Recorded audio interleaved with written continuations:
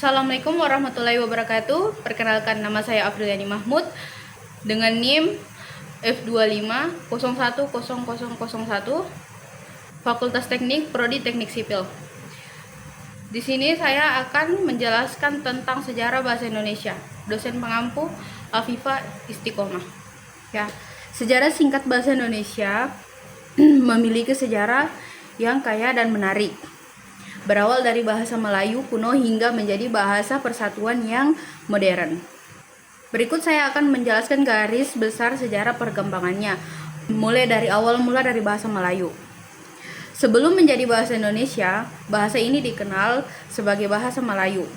Bahasa Melayu telah digunakan sebagai bahasa perdagangan dan komunikasi atau disebut lingua franca di wilayah Asia Tenggara selama berabad-abad. Wilayah ini adalah jalur perdagangan yang penting. Dan bahasa Melayu yang sederhana dan mudah dipelajari sangat cocok untuk tujuan tersebut. Bukti sejarah menunjukkan bahwa bahasa Melayu kuno sudah digunakan sejak abad ke-7. Dibuktikan dengan prasasti-prasasti seperti prasasti kedudukan bukit dan prasasti Talang Tuwo yang ditemukan di Palembang. Seiring berjalannya waktu, bahasa Melayu menyerap banyak kata dari bahasa lain, seperti bahasa Sanskerta, Arab, Persia, Tionghoa, dan kemudian bahasa-bahasa Eropa seperti Portugis dan Belanda. Pengaruh ini membuat kosakata bahasa Melayu semakin kaya. Pada masa penjajahan Belanda, bahasa Melayu tetap digunakan secara luas oleh penduduk pribumi. Pemerintah Belanda bahkan menggunakannya sebagai kata pengantar di sekolah-sekolah atau bisa disebut sekolah rakyat.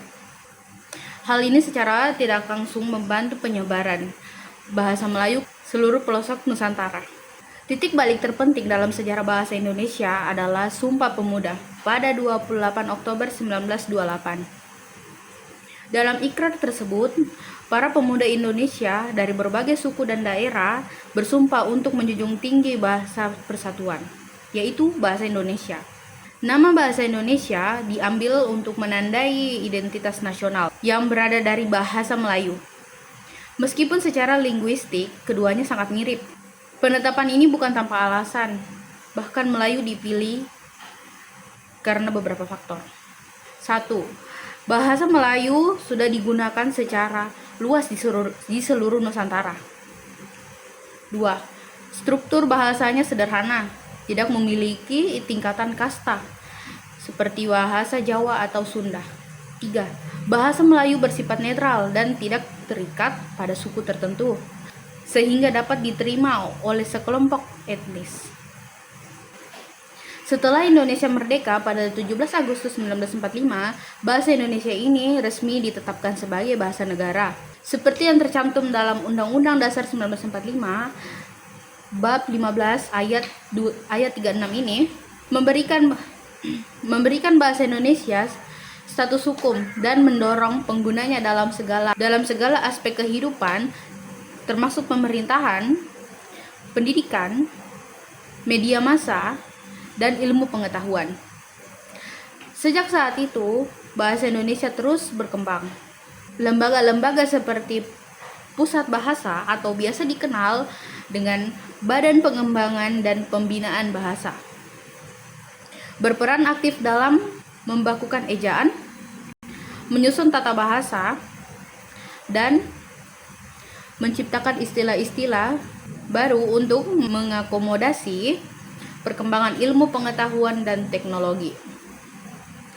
Hari ini, bahasa Indonesia bukan hanya bahasa persatuan, tetapi juga identitas bangsa dan mempersatukan lebih dari 270 juta penduduk dengan keberagaman budaya dan bahasa daerah. Bahasa ini menjadi bukti nyata bagaimana sebuah bahasa dapat menjadi fondasi yang kuat bagi sebuah negara. Oke, itulah tadi sejarah singkat bahasa Indonesia yang bisa saya jelaskan. Semoga kalian mengerti. Dan terima kasih.